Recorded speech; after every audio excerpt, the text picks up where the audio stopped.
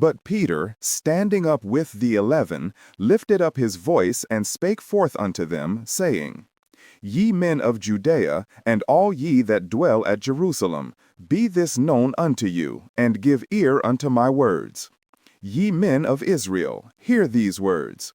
Jesus of Nazareth, a man approved of God unto you by mighty works and wonders and signs which God did by him in the midst of you, even as ye yourselves know. Him, being delivered up by the determinate counsel and foreknowledge of God, ye by the hand of lawless men did crucify and slay, whom God raised up, having loosed the pangs of death, because it was not possible that he should be holden of it. Let all the house of Israel therefore know assuredly that God hath made him both Lord and Christ, this Jesus whom ye crucified. What we witness in these verses is nothing short of a miracle of transformation. This is Peter, the fisherman, the one who was impulsive, and the same man who, just 50 days prior, had cowardly denied even knowing Jesus to a servant girl.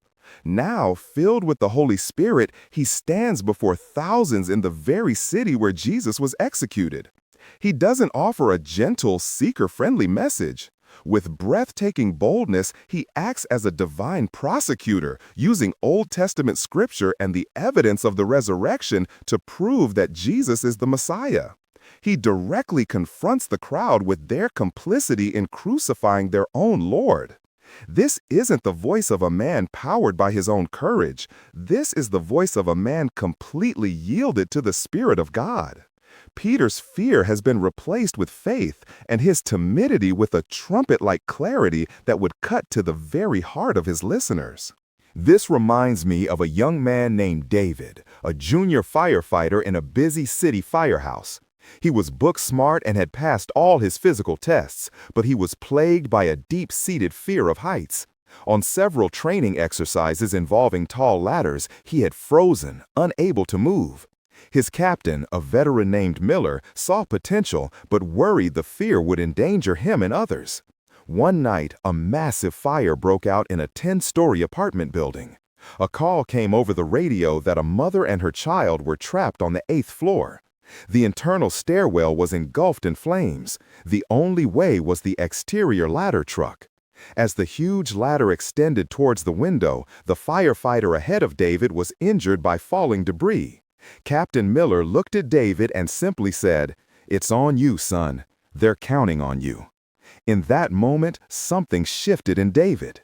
The urgency of the mission, the lives at stake, became bigger than his personal fear. A strange calm washed over him. He began to climb, not looking down, his eyes fixed on the window above. He moved with a speed and confidence he'd never known, his training kicking in like muscle memory.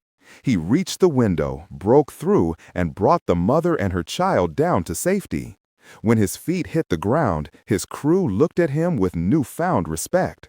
He hadn't conquered his fear alone. The call to a higher purpose had given him a courage that was not his own. The lesson for us is powerful and clear.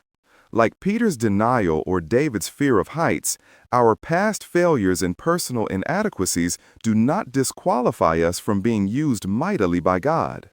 When we are filled with the Holy Spirit, He overrides our fear with His divine boldness. The Spirit doesn't always remove the feeling of fear, but He gives us the courage to act in spite of it for the sake of the gospel. Our focus shifts from our own weakness to the power of our God and the urgency of His mission. As Paul wrote, "For God gave us not a spirit of fearfulness, but of power and love and discipline." 2 Timothy 1, verse 7.